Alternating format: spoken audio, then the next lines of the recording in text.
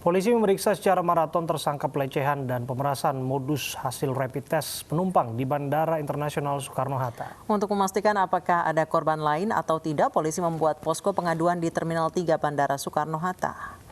Berdasarkan hasil pemeriksaan, tersangka memeras korban karena menginginkan uang lebih. Tersangka juga mengaku baru melakukan tindakan pemerasan dan pelecehan 1 kali. Untuk memastikan keterangan pelaku, polisi membuka posko pengaduan di Terminal 3 Bandara Soekarno-Hatta. Sementara untuk status pelaku, polisi menunggu keterangan resmi dari Ikatan Dokter Indonesia terkait uji kompetensi tersangka sebagai dokter. Polisi akan menjerat pelaku dengan pasal berlapis, yakni pasal pencabulan, pasal tentang penipuan atau pasal pemerasan dengan ancaman hukuman maksimal 9 tahun penjara. Saat ini korban baru 1 ya yang melaporkan hal tersebut melalui medsos. Untuk korban-korban yang lainnya belum ada sejauh ini yang menyampaikan ataupun melaporkan hal yang sama yang mungkin terjadi kepada mereka. Jadi sejauh ini baru 1 orang atas nama saudari LHI yang melaporkan peristiwanya, kemudian sudah kita ambil keterangannya dan sudah membuat laporan polisi. Yang bersangkutan ini merupakan seseorang yang kuliah Fakultas Kedokteran pada tahun 2015. Yang bersangkutan sudah menyelesaikan perkuliahannya, namun belum istilahnya dalam dunia kedokteran.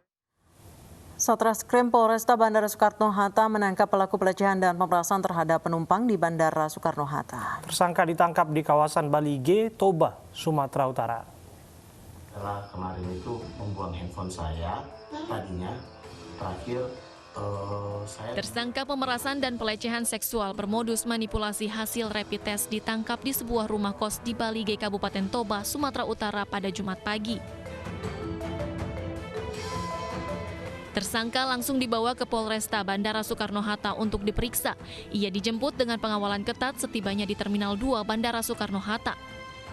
Kasat Reskrim Polresta Bandara Soekarno-Hatta, Kompol Alexander Yuriko mengatakan tersangka dijerat pasal berlapis, yakni tindak pidana pelecehan dan pemerasan.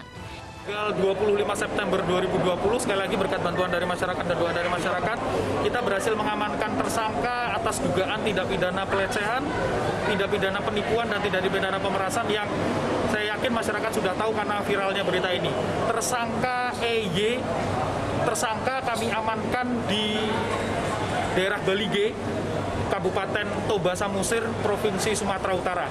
Sekarang yang bersangkutan atau tersangka akan kami bawa ke kantor Mapolresta Polres Kota Bandara Soekarno-Hatta untuk penyidik ambil keterangan. Sebelumnya, oknum petugas medis ini ditetapkan tersangka dalam kasus dugaan pelecehan dan pemerasan penumpang pesawat di Bandara Soekarno-Hatta 22 September lalu. Dari hasil penyelidikan, tersangka terbukti memeras korban. Dari Tangerang, Banten, Hasnugara, iNews melaporkan.